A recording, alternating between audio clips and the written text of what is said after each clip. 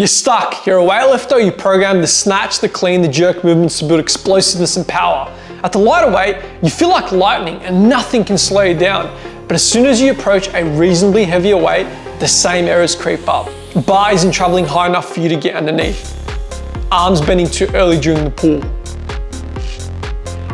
Hips rising faster than the bar during the pull. Failure to triple extend at the top of the movement. Does this sound like you? I tell you the fix is simple. Cues and constraints. We start with the verbal cues. Big pull, arms relaxed during the lift. Keep your bum down during the start of the position. Open your hips at the top of the movement. The cues seem to be working until once again we approach the maximal loads and our brain seems to forget and revert back to our old habits. Next, we try the constraints approach.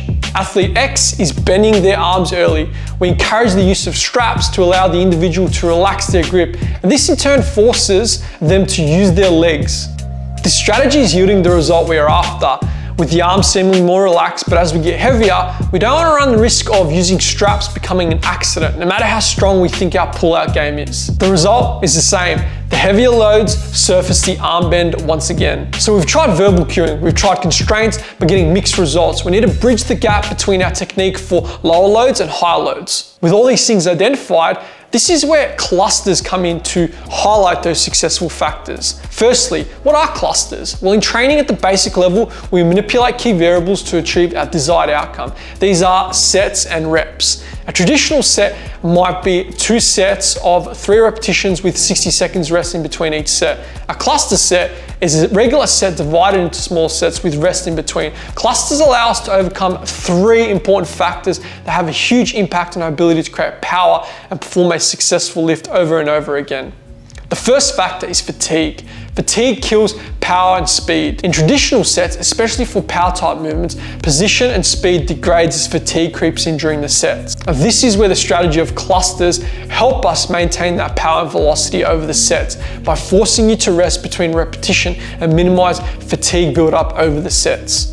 Don't just take my word for it, let's look at the literature and use the gold standard systematic reviews. In this first review, Latello and colleagues in a systematic review showed clusters are a useful strategy to attenuate the loss in velocity, power, and peak force during resistance training. An additional systematic review by Marshall and colleagues investigating optimal sequencing for training found cluster sets designs can be used to maintain high velocities and reduce drop-off during sets and consecutive reps. In simple terms, when the goal is to maintain speed while minimizing fatigue, use cluster sets. It's perfect for Olympic lifts such as the snatch and the clean and jerk. The second factor, it stops overthinking.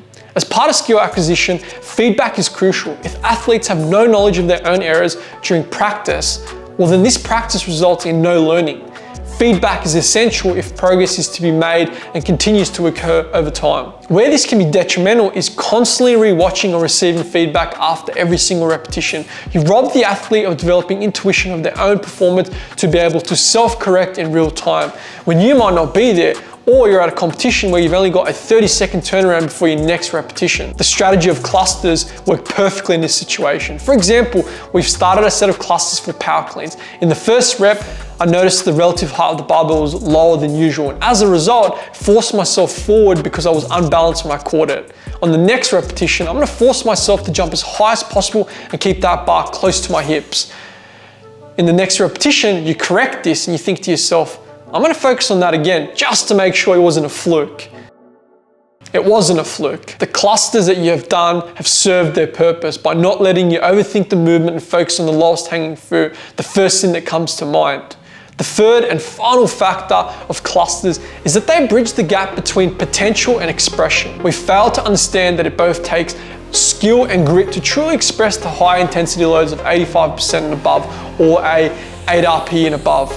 Clusters allow us to practice and bridge the gap between transitioning from a volume block to, say, intensification block, just before we're about to peak for said lift or about to enter a competition. Here's an example of a typical day I would give for an Olympic lifting intensification block, where the characteristics focus on high absolute loads and average intensity, lower total volume, and greater specificity towards competition lifts. The focus of this block is clean and jerk doubles, but I find the athlete is having a particular difficult time in expressing the intensity prescribed. Instead, I program clusters for the clean and jerk. Between repetitions, 15 seconds of rest will be taken. This will mitigate fatigue and maximize velocity for each rep while accumulating slightly high intensities. So there you have it. Use clusters as an advanced programming strategy to mitigate fatigue, stop overthinking, and bridging the gap between potential and expression.